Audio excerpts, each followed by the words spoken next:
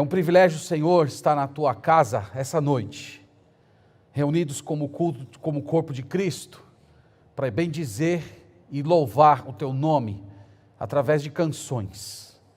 Te bendizemos, Senhor, e oramos para que o Senhor acolha o nosso louvor, como sendo a expressão dos nossos lábios, do quanto nós te amamos, do quanto o Senhor é singular, fundamental na nossa vida.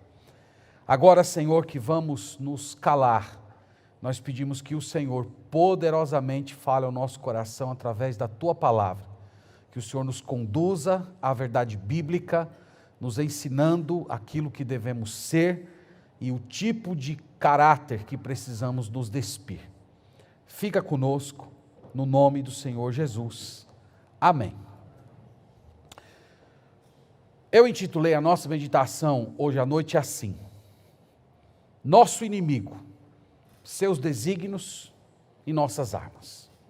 E eu quero introduzir com a leitura de uma parte de um versículo que está em 2 Coríntios capítulo 2. Vamos até lá, por favor. 2 Coríntios capítulo 2. Vamos ler verso 11. Na verdade, levando em conta muito mais a frasezinha que está no final do verso 11. Então, a segunda de Paulo aos Coríntios, capítulo 2, verso 11, diz assim: Para que Satanás não alcance vantagem sobre nós, pois não lhe ignoramos os desígnios. Meus irmãos, um dos fatos mais preocupantes da vida cristã é que temos um inimigo sobrenatural, cujo objetivo é usar a dor e o prazer para nos deixar cegos, estúpidos e infelizes. A Bíblia o chama de Satanás, tentador, diabo, Deus desse século, antiga serpente. Outro fato profundamente triste é que as pessoas que ainda não se converteram, elas estão em uma espécie de prisão espiritual, seguindo o inimigo das nossas almas, sem terem qualquer noção disso. De modo despercebido, essas pessoas estão marchando para a destruição e, como eu disse, sequer notam a condição da sua alma. E é a vontade de Deus, meus irmãos, que parte da nossa preparação para o céu inclua uma vida de batalha contra o inimigo. É evidente que a nossa vida cristã não se resume em uma luta contra Satanás, mas ela ocupa, sim, um certo espaço do qual precisamos conhecer o modus de ser do nosso inimigo, as suas armas e como nós devemos reagir a isso. Deus nos deu a sua palavra como uma espécie de um manual de guerra. Aqui nós encontramos as estratégias do inimigo, o seu projeto, a sua agenda, o seu modo de ação, ou nas palavras do apóstolo Paulo, nós encontramos os seus desígnios. Nessa noite nós vamos falar resumidamente sobre os desígnios. Nós vamos fazer uma espécie de apanhado geral na Bíblia. Eu separei 9 deles, por isso que vai ser um pouco mais acelerado. E eu espero que através dessa mensagem, Deus faça de você um guerreiro poderoso, que Ele treine as suas mãos e os seus dedos para a batalha, como diz lá no Salmo 144, verso 1. Então nós vamos passar por cada um desses desígnios. No final eu quero apresentar alguns conselhos bíblicos para nós colocarmos essa batalha espiritual no seu devido lugar. Portanto, acompanhe comigo alguns versículos aí da palavra do Senhor. E o primeiro desígnio vai ser colocado aqui para os irmãos acompanharem a sequência. O primeiro deles é a mentira.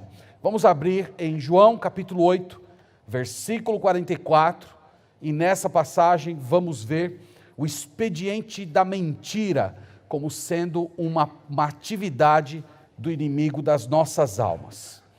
Então, João capítulo 8, versículo 44, no meio de um sermão duríssimo que Jesus estava pregando para os judeus, ele disse o seguinte: Vós sois do diabo, que é vosso pai, e quereis satisfazer-lhe os desejos.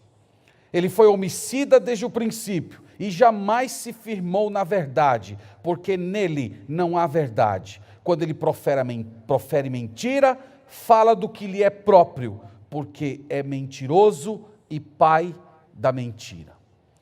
Então, o primeiro desígnio do inimigo das nossas almas é o engano, é a mentira, é a desfaçatez. A primeira aparição que nós temos do inimigo das nossas almas na Bíblia revela esse caráter. Isso está lá em Gênesis capítulo 3. Ele se dirigindo a Eva e dizendo: mas foi assim mesmo que Deus disse?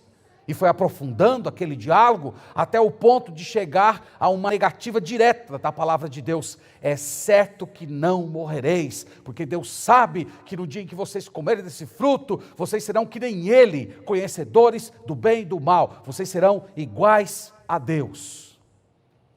Nosso inimigo, irmãos, ele é mentiroso, ele é o pai da mentira. Não há verdade nele. Ele mente para você. Ele mente a respeito de Deus, ele mente a respeito de sua vida, ele mente a respeito da eternidade, ele mente a respeito dos seus problemas, ele mente a respeito daquilo que é bom, ele mente a respeito daquilo que é prazeroso. A essência dele é falsidade e engano, e ele vive de semear mentiras a respeito de Deus, a respeito do Evangelho, mas também a respeito de si mesmo. Esse é o primeiro desígnio através do qual Satanás tem atacado o povo de Deus. Vamos ao segundo. O segundo eu chamei de cegueira. 2 Coríntios capítulo 4, versículo 4, vá lá comigo, por favor, acompanhando aí os versículos. Já disse para os irmãos que o prazer de todo pastor é ouvir as páginas da Bíblia de vocês virando, esse barulhinho é maravilhoso, viu? Vocês que estão assistindo, acompanhando no celular, vocês estão me privando desse prazer, tá bom? De ouvir as páginas da Bíblia rolando. 2 Coríntios capítulo 4, versículo 4, a palavra do Senhor declara assim: nos quais o Deus deste século cegou o entendimento dos incrédulos, para que não lhes resplandeça a luz do Evangelho da glória de Cristo, o qual é a imagem de Deus. Aqui, irmãos, nós temos mais uma contribuição do que a Bíblia fala a respeito do modus de ser do nosso inimigo. Ele não apenas mente, ele cega a mente, ele esconde a verdade. Ele opera para que você não veja beleza no Evangelho do Senhor Jesus Cristo. As pessoas, irmãos, eu já tive contato com gente assim, elas compreendem fatos, elas compreendem até mesmo as provas do Evangelho, elas chegam até mesmo a concordar que aquilo é verdade de Deus. Eu já evangelizei muitas pessoas que disseram isso: não, eu sei que isso é o certo, eu sei que esse é o caminho que eu devo seguir, mas é incrível como essas pessoas não conseguem ver o Evangelho como precioso, como desejável, como essencial, como fundamental. Então, quando uma pessoa chega ao ponto de até entender os fatos do Evangelho, concordar com o Evangelho, mas não encarar o Evangelho como sendo necessário, ou ver no Evangelho uma mensagem que pode ser adiada, você pode ter certeza que você está diante de alguém que está sendo objeto da cegueira semeada por Satanás. Ele faz isso, ele cega as pessoas.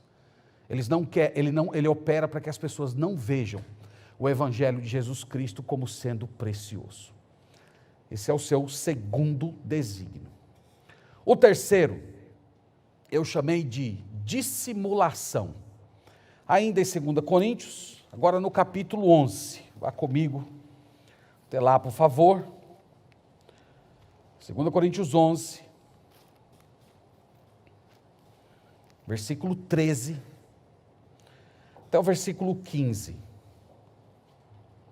Nós lemos assim: porque os tais são falsos apóstolos, obreiros fraudulentos, transformando-se em apóstolos de Cristo.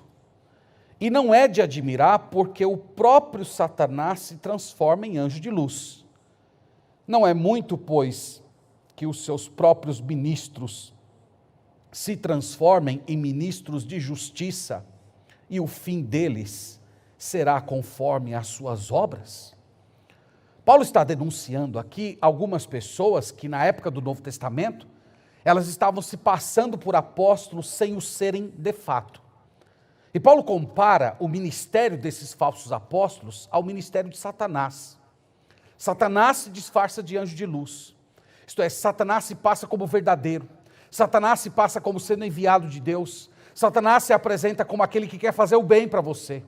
E ele diz que esses falsos apóstolos, eles carregam o espírito de Satanás, à medida que eles, sendo ministros do próprio inimigo, eles se transformam, eles agem como se fossem ministros de justiça. Eles se passam como pregadores verdadeiros, eles se passam como servos de Deus, eles se apresentam assim, enganando as multidões. E o apóstolo Paulo está dizendo que o fim dos ministros de Satanás será tal qual o fim do próprio Satanás. Então é isso que ele faz. Ele dissimula. Ele dissimula ele mesmo, apresentando-se como anjo de luz. Mas ele dissimula também através dos seus ministros. Veja como isso é duro, irmãos. Numa época como a nossa, em que as pessoas são muito sensíveis, é muito duro afirmar isso. Mas a Bíblia fala isso claramente. Onde tiver um falso pregador, ali você tem um ministro de Satanás.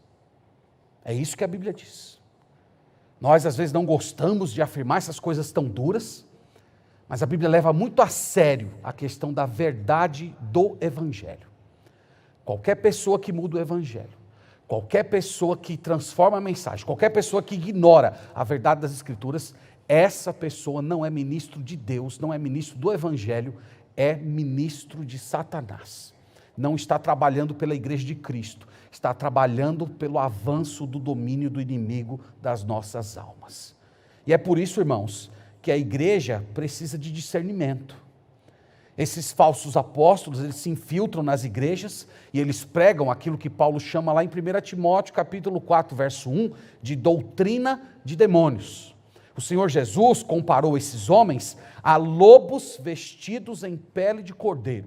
O apóstolo Paulo, quando estava se despedindo lá dos crentes de Éfeso, em Atos capítulo 20, versículo 30, ele disse: do meio de vocês mesmos irão surgir falsos pregadores. E é por isso que os crentes precisam de discernimento. Porque se você não tiver discernimento na palavra, a sua devoção a Cristo se tornará pura estupidez. Entenda isso que eu estou te falando. Se você acolhe um falso pregador, se você acolhe um ministro de Satanás, por mais que você seja sincero, por mais que você seja dedicado, por mais que o seu coração esteja envolvido ali sinceramente em todos os seus atos de culto e de vida religiosa, tudo que você está realizando não passará de estupidez. Você estará trabalhando no domínio do nosso inimigo. Essa é a terceira estratégia. Vamos à quarta. A quarta eu chamei de sinais e maravilhas. E isso está lá em 2 Tessalonicenses, essa ideia pelo menos. 2 Tessalonicenses, capítulo 2.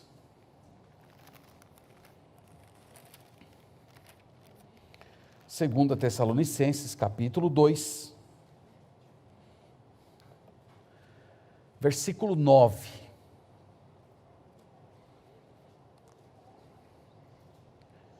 Segunda Tessalonicenses 2, verso 9, a palavra do Senhor diz assim: ora, o aparecimento do iníquo é segundo a eficácia de Satanás, com todo o poder e sinais e prodígios da mentira, e com todo engano de injustiça aos que perecem, porque não acolheram o amor da verdade para serem salvos. Esse texto aqui é um texto profético, é um texto cujo o personagem, o anticristo, ele vai ganhar volume na época da tribulação. Então esse é um texto que retrata o futuro. No futuro haverá um homem que será possuído pelo próprio Satanás, e esse homem vai arrastar multidões fazendo milagres grandiosos nesse mundo. Então, embora esse texto seja um texto profético, um texto que retrata o futuro, No versículo 7 ele diz algo interessante, veja aí comigo, ele fala assim: com efeito, o mistério da iniquidade já opera e aguarda somente que seja afastado aquele que agora o detém. Então, no mesmo jeito que ele diz que o anticristo vai ser um personagem no futuro, ele diz que o espírito do anticristo, isso é, a agenda do anticristo, ela já está presente nos nossos dias. Isto é, nos dias da nossa geração, pessoas que realizam atividades miraculosas, que estão com demonstrações de poder, essas pessoas já estão ativas no nosso tempo e elas carregam o espírito do anticristo. Isso aqui é o problema de quem usa sinais e maravilhas para validar um pregador, ou para validar uma certa doutrina. Esse é o grande problema. Tem muitas pessoas que são arrastadas para certos pregadores, justamente nessa questão. É porque ele fez, é porque fez um milagre, é porque ele orou e não sei o que aconteceu. É porque ele profetiza, ele falou minha vida inteira. A Bíblia deixa muito claro, irmãos, que estas coisas podem ser feitas pelo diabo. Ele imita. Até pessoas que vão fazer no nome de Jesus, elas podem realizar atos miraculosos. Mateus capítulo 7, todos sabem, nem todo que diz Senhor, Senhor, entrará no reino do meu Pai. Naquele dia muitos vão dizer, Senhor, no teu nome nós profetizamos, no teu nome nós expulsamos demônios, no teu nome fizemos maravilhas, e Jesus vai dizer, apartai-vos de mim, porque eu não vos conheço. Então, a estratégia dos sinais e maravilhas tem sido usada fortemente pelo inimigo das nossas almas, para enganar, para levar as pessoas em direção ao inferno. O povo de Deus deve ter discernimento espiritual. Nós somos pessoas que somos guiados pela verdade da palavra do Senhor. Se você anda atrás de sinais e maravilhas, você vai encontrar em todo lugar. Você vai encontrar inclusive nas religiões pagãs. Essa é uma estratégia do nosso inimigo. A quinta delas, tentação. A tentação. A tentação, irmãos, basicamente vem para nos levar a abandonar a dependência de Deus e passarmos a agir em desobediência. Eu preguei há pouco tempo aqui na igreja, em Mateus capítulo 4, e eu mostrei para os irmãos as várias maneiras pelas quais o inimigo atacou Jesus. Primeiro, ele sugestionou Jesus a abandonar a dependência do Pai. Se tu és o Filho de Deus, manda que essas pedras se transformem em pães. Em outras palavras, não espere o tempo de Deus. Você está com fome, você está com necessidades, você está passando algum tipo de carência, resolva o seu problema por você mesmo. Não espere em Deus, porque Deus não vai vir lhe socorrer. Depois ele parte para o orgulho, dizer, olha, se você é o Filho de Deus, lança-te daqui abaixo, porque está escrito que aos seus anjos dará ordens ao teu respeito, para que te guarde. Eles te segurarão pelas mãos e você não vai tropeçar em nenhuma pedra. Novamente, levando Jesus ao orgulho, levando Jesus a um tipo de ministério de exibicionismo. E por último, ele diz, olha, todos esses reinos do mundo são meus, e eu dou a quem quiser, e se você se dobrar e se ajoelhar e me adorar, eu vou dar a você isso, porque tudo isso me pertence. Um reino sem cruz. São várias, irmãos, estratégias de pensamento, para levar você a pecar, abandonar a dependência do Senhor, e você passar a agir conforme os seus próprios critérios. Em 2 Coríntios, capítulo 11, versículo 3, esse versículo, ele sintetiza o que eu estou tentando dizer para vocês aqui. 2 Coríntios, capítulo 11, 2 Coríntios, capítulo 11, versículo 3, a palavra do Senhor diz assim. Veja que aqui é um tom de lamentação do apóstolo Paulo, no qual ele diz, mas receio que, assim como a serpente enganou Eva com a sua astúcia, assim também seja corrompida a vossa mente, e se aparte da simplicidade e pureza devidas a Cristo. Então Paulo está olhando para a igreja de Corinto, e ele diz, eu estou com medo ao observar a situação de vocês. Vocês estão na mesma posição de Eva. Vocês estão sendo tentados, vocês estão se dobrando diante dessas tentações, e se vocês se permitirem serem conduzidos pelas tentações do coração, os pensamentos de vocês serão movidos da simplicidade e da pureza devidas a Cristo para o pecado. Isto é, vocês vão abandonar o relacionamento com Deus, vocês vão perder a alegria em Deus, vocês vão perder a esperança em Jesus. Todo pensamento de vocês será demovido do relacionamento correto com o Deus verdadeiro. Todo o projeto de tentação, irmãos, do nosso inimigo, visa, no final das contas, isso. Destruir o nosso relacionamento com Deus, destruir a nossa alegria em Deus, destruir o nosso contentamento no Senhor e a nossa esperança futura nas grandes promessas que Deus nos fez. Essa é a tentação, esse é o quinto desígnio. Vamos ao sexto. O sexto eu chamei de expoliação da palavra, roubo da palavra. E eu quero lhes conduzir a Marcos capítulo 4. Isso aqui eu acho muito importante, até escutei hoje na escola dominical o irmão Tiago mencionando esse assunto aqui. Marcos capítulo 4, versículo 4 e versículo 15. O contexto aqui é da parábola do semeador. No versículo 4, Jesus vai falar sobre uma certa qualidade de semente, e no versículo 15 ele vai explicar o que isso significa. Então, Marcos capítulo 4, versículo 4 diz assim: E ao semear, uma parte caiu à beira do caminho, e vieram as aves e a comeram. Então, que semente é essa que caiu à beira do caminho e as árvores vieram e comeram? A explicação está no verso 15. São estes os da beira do caminho, onde a palavra de Deus é semeada. E enquanto a ouvem, logo vem Satanás e tira a palavra semeada neles.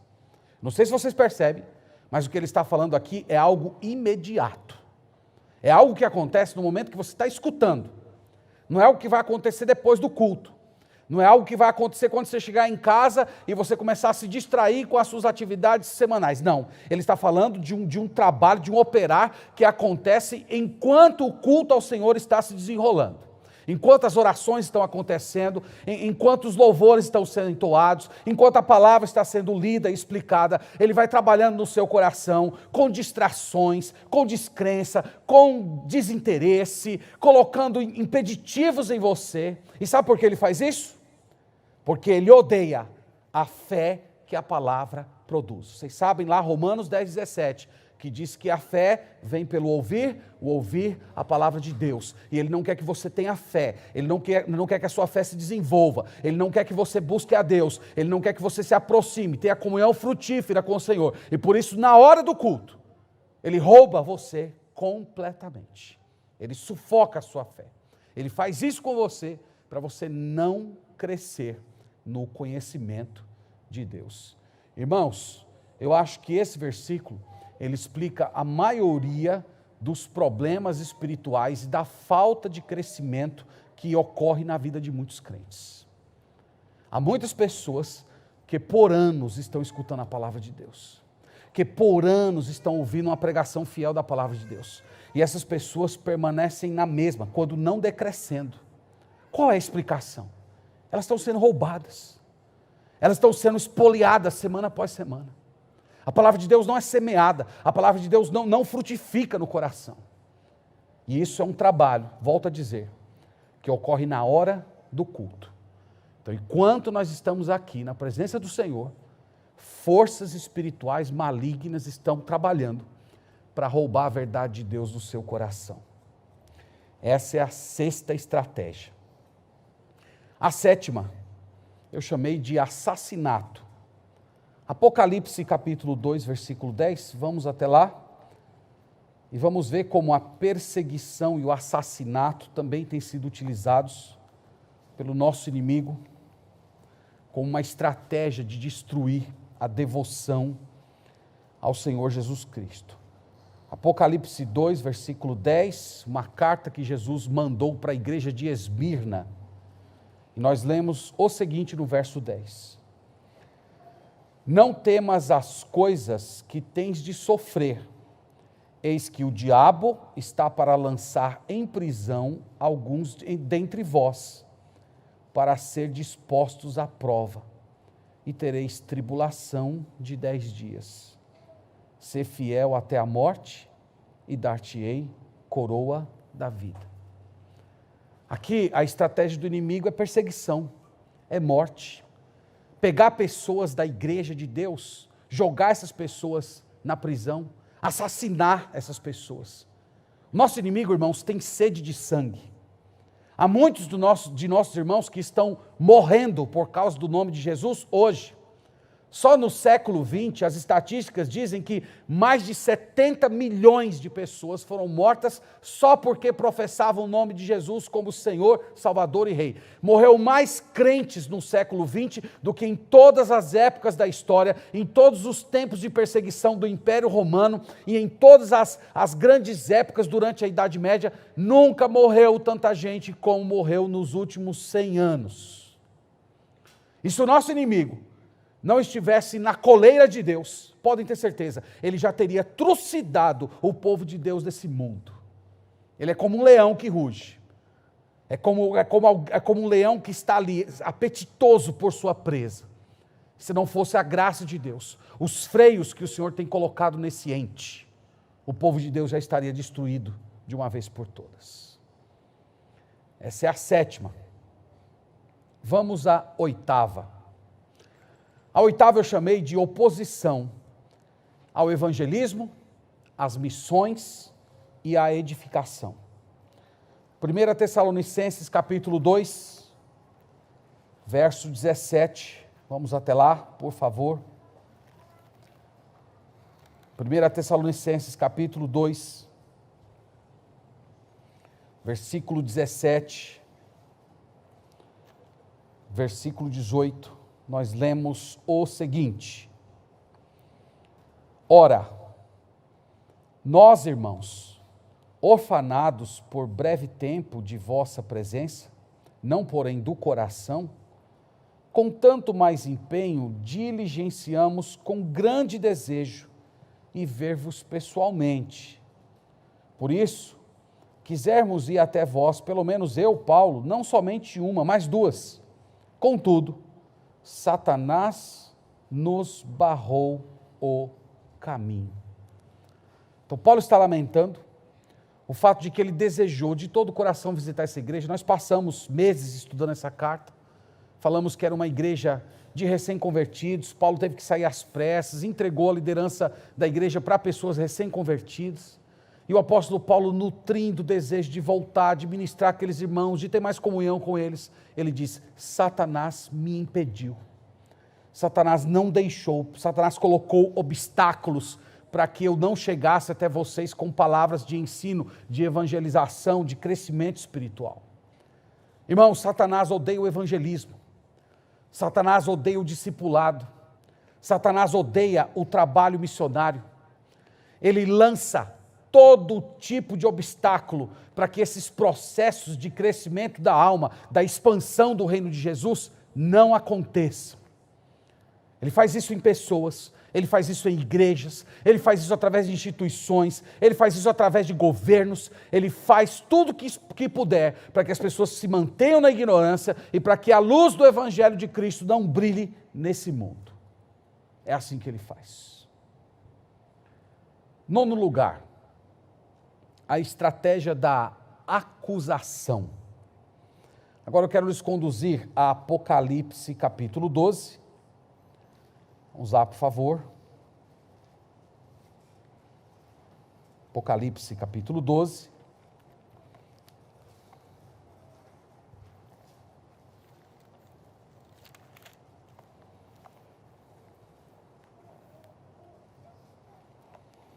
Apocalipse 12, versículo 10, nós lemos assim: Então ouvi grande voz do céu proclamando: Agora veio a salvação, o poder, o reino do nosso Deus e a autoridade do seu Cristo, pois foi expulso o acusador de nossos irmãos, o mesmo que os acusa de dia e de noite diante de Deus. Esse verso aqui está, antes de tudo, informando que a derrota do nosso inimigo é certa. Vai chegar uma época que ele vai ser expulso da presença de Deus. Mas enquanto esse dia não chega, o texto sagrado diz que essas acusações não cessaram. Dia e noite, ele está na presença de Deus, acusando os santos do Senhor. Ele fez isso com Jó, ele acusou a pessoa de Deus de subornar Jó como um adorador seu. Especificamente, ele acusou Jó de ser um homem interesseiro, que só servia a Deus porque tudo aquilo que ele tocava se transformava em ouro. E ele tem feito isso, irmãos, com todas as pessoas que amam o Senhor. Ele é o acusador. Ele é aquele que está constantemente acusando você mesmo, mas também acusando você na presença do Senhor. Tudo isso com o intuito de enfraquecer sua fé, de fazer com que você não se mova no seu andar com Deus, que você não experimente grandes processos, saltos de crescimento espiritual. Esses, irmãos, são os 9 desígnios que eu acredito que resume mais ou menos o que a Bíblia diz a respeito da atuação do inimigo. Eu quero agora passar para alguns conselhos que vão nos ajudar a nos posicionar corretamente diante de Deus para esta batalha espiritual. Os conselhos vão ser colocados aí, bem como os versículos também. Eu tenho alguns versículos que eu quero ler para vocês que vão ser projetados aqui. Primeiro conselho: mantenha-se firme em Cristo para vencer a batalha espiritual. Então, o modo de vencer é você se tornando firme em Cristo. Tem alguns versículos que eu quero citar, são 3 deles que diz assim: portanto, visto que os filhos são pessoas de carne e sangue, ele também participou dessa condição humana, para que por sua morte derrotasse aquele que tem poder sobre a morte, isto é, o diabo. Isso é Hebreus 2,14. E tendo despojado os poderes e as autoridades, fez deles um espetáculo público, triunfando sobre eles na cruz. Colossenses 2,15. O diabo que as enganava foi lançado no lago de fogo que arde com enxofre, onde já haviam sido lançados a besta e o falso profeta. Eles serão atormentados dia e noite para todo sempre. Apocalipse 20:10. Esses 3 versículos, irmãos, ensinam que o Senhor Jesus já deu um golpe definitivo no nosso inimigo. Que na cruz ele já foi vencido. Na cruz a derrota dele já foi proclamada. E nós, quando nos convertemos ao Senhor Jesus, automaticamente nos tornamos participantes dessa vitória, porque tudo aquilo que Cristo conquistou na cruz nos pertence. Então nós somos vencedores com Ele sobre o nosso inimigo. No entanto, nós precisamos diariamente permanecer em Cristo, isto é, diariamente nós precisamos de comunhão com Deus para experimentarmos os efeitos presentes dessa vitória. Então, você já é vencedor em Cristo Jesus sobre o diabo, mas é a sua comunhão com Ele que vai te dar as ferramentas, as quais você precisa se apossar diariamente para ter vitória sobre o inimigo. Então, permaneça em Cristo. Esse é o primeiro conselho. O segundo, resista ao diabo. Agora, aqui tem muita confusão no meio evangélico, isso é muito triste. Tem gente que quer resistir o diabo com sal grosso, tem gente que quer resistir o diabo dizendo que amarra ele, né? Eu vou amarrar o diabo. A Bíblia nada fala a respeito dessas coisas. O jeito de resistir ao diabo tem 2 referências aqui. Tiago 4,7 diz: portanto, submetam-se a Deus, resistam ao diabo, e ele fugirá de vós. Então, resistir está conectado com a sujeição a Deus. A sua submissão a Deus, no sentido de obedecê-lo, de servi-lo, de buscá-lo, de estar comprometido com a sua verdade, é através dessa sua resignação diante da pessoa de Deus que você resiste ao diabo e ele foge. A segunda passagem é muito instrutiva. Apocalipse 12:11 fala assim: eles o venceram, primeiro, pelo sangue do Cordeiro, segundo, e pela palavra do testemunho que deram, e terceiro, diante da morte, não amaram a própria vida. Então como é que essas pessoas venceram o diabo? Em primeiro lugar, elas venceram o diabo abraçando o triunfo de Cristo. Não diz aqui? Eles venceram pelo sangue do Cordeiro. Então elas abraçaram o triunfo de Cristo. Foi o que eu acabei de falar para vocês. Elas abraçaram a vitória de Cristo sobre o diabo como sendo delas. Segundo, elas se apegaram à palavra. A palavra do testemunho que deram. Elas eram pessoas que amavam a palavra de Deus, elas eram pessoas que seguiam a palavra de Deus, elas eram pessoas que estavam comprometidas com a palavra, com a verdade de Deus. E terceiro, elas não temeram o sofrimento. É isso que ele quer dizer com que eles não amaram a própria vida.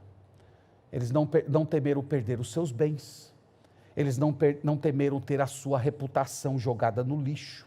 Eles não temeram, no caso aqui dos santos do Apocalipse, as perseguições do anticristo que irão tirar de uma forma truculenta a vida dos santos. Eles não temeram. E foi assim que eles resistiram o diabo. Algumas pessoas, irmãos, receberam uma missão de Deus muito dura na tarefa de resistir ao diabo. Essas pessoas receberam a missão de Deus de resistirem ao diabo, permanecendo firmes em torturas, vendo as suas famílias sendo destruídas, e enquanto isso, eles continuam afirmando: Jesus Cristo é meu Senhor, Jesus Cristo é meu Rei, mesmo que você corte minha cabeça, mesmo que você mate meus filhos, eu não abro mão, eu não vou rejeitar aquele que morreu no meu lugar. São essas pessoas que não amaram a própria vida, e são assim que elas resistem a Satanás. Algumas pessoas receberam de Deus essa missão dura. Essas pessoas morrem aqui como se fossem escória do mundo, mas tenham certeza, são príncipes e princesas nos céus. Terceiro lugar, ore. Vida de oração. Vida de oração é fundamental na sua batalha espiritual.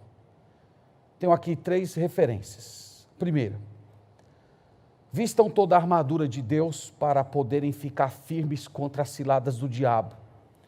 Usem o capacete da salvação e a espada do Espírito, que é a palavra de Deus.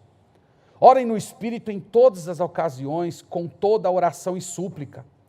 Tendo isso em mente, estejam atentos e perseverem em oração por todos os santos. Efésios 6, 11, verso 17 e 18. Lucas 22, verso 31 e 32. Simão, Simão, Satanás pediu vocês para peneirá-los como trigo, mas eu orei por você, para que a tua fé não desfaleça.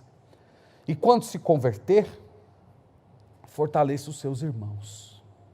E a oração do Senhor: e não nos deixe cair em tentação, mas livra-nos do mal, porque teu é o reino, o poder e a glória para sempre. Amém. Todos esses versículos, irmãos, cada um tem uma certa ótica, mas tem um ponto que conecta todos eles. É a oração. É a oração. Eu creio, irmãos, que essa é a maior fraqueza que nós temos na vida cristã. Alguns de vocês têm um certo tipo de oração, de vida de oração, que talvez nem possa ser chamado de vida, ou se é vida, é uma vida que está na UTI. Você não está buscando a Deus, você não está orando, você não tem tempo de falar com o Senhor, você não tem momentos de adoração, você não tem momentos de intercessão, você não tem momentos de quebrantamento, você não tem orações de louvor ao Senhor.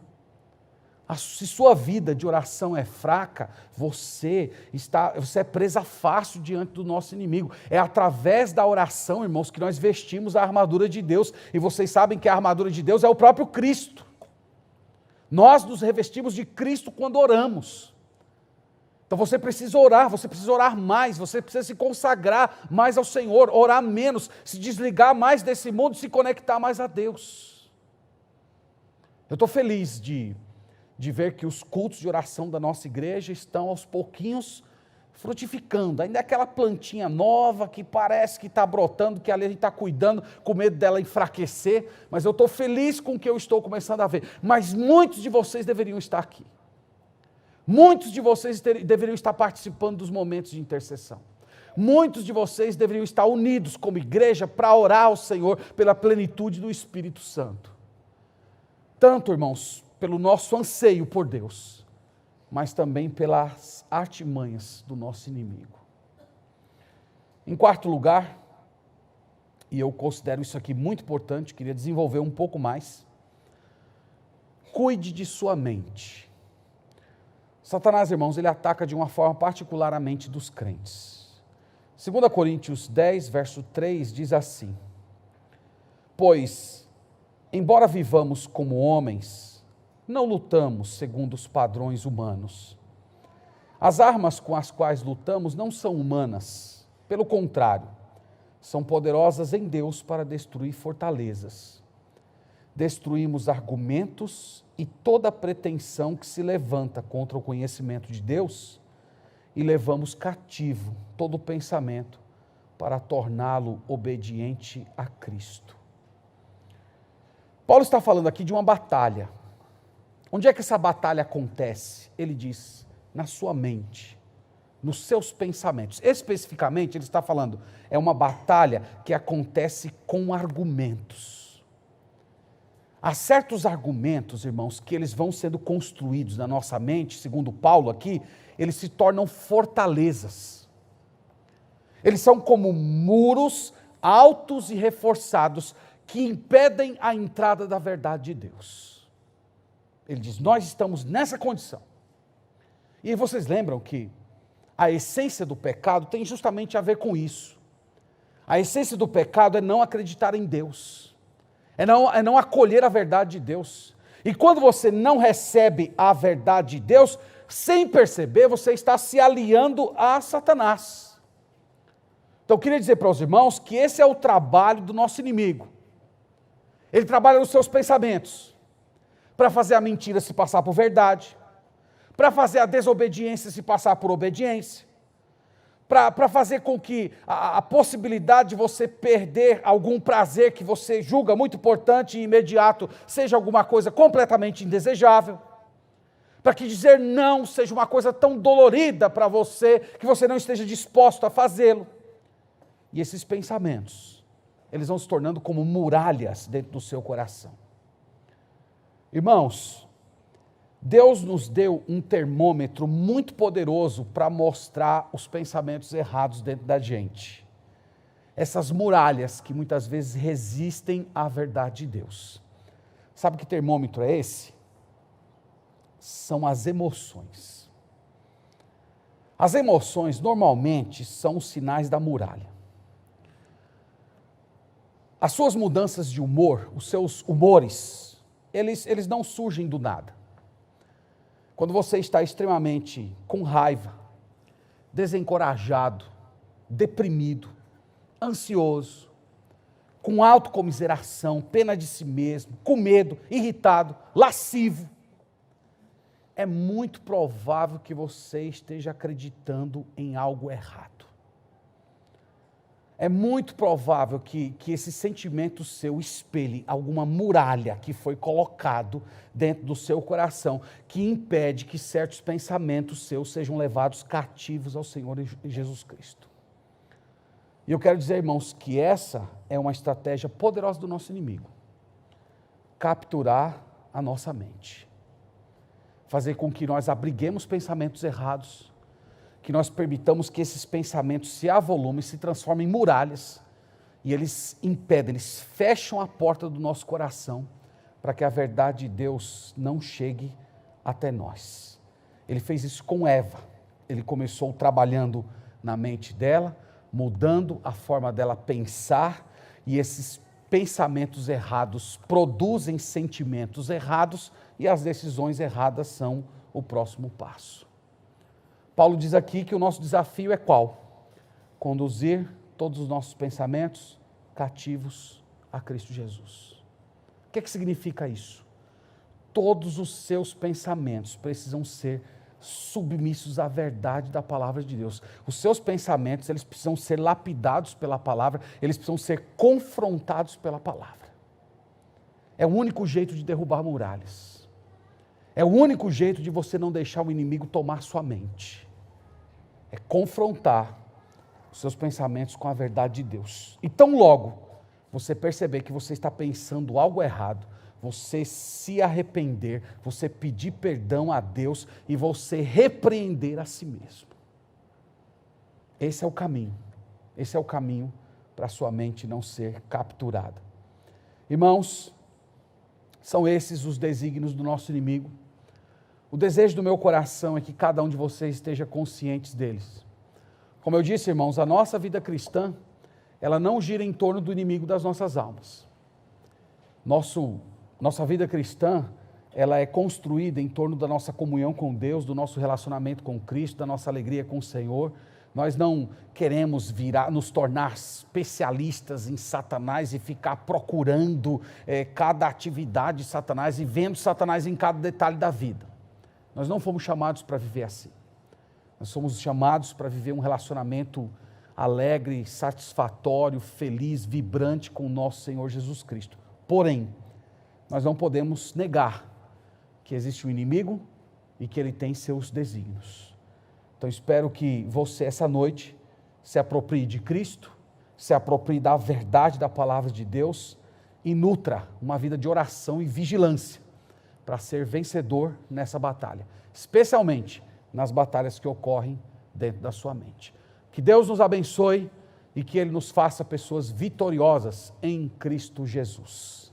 Amém. Vamos orar nesse momento ao Senhor. Muito obrigado, Pai, por ler a Tua palavra junto com esses irmãos. E nós Te engrandecemos e louvamos, porque antes de tudo, o Senhor já venceu o inimigo das nossas almas e nos fez participantes dessa vitória pela fé. Mas ao mesmo tempo, nós cremos que esse inimigo está ativo e que ele tem a sua agenda, ele tem os seus desígnios. E nós queremos, Senhor, nessa noite, nos conscientizar mais dessa batalha espiritual e clamar pelo revestimento do alto, pelo poder do Espírito Santo. Nós queremos clamar para que nós nos apropriemos do sacrifício de Cristo e experimentemos por meio dessa vida de permanência na Tua presença, os efeitos dessa vitória que já foi conquistada por Cristo no Calvário. Nos ajude, Senhor, a amar a Tua palavra, a submeter os nossos pensamentos à Tua palavra, a confrontar as nossas emoções erradas com a verdade da Tua palavra e dessa maneira, Senhor, não amarmos a nossa própria vida.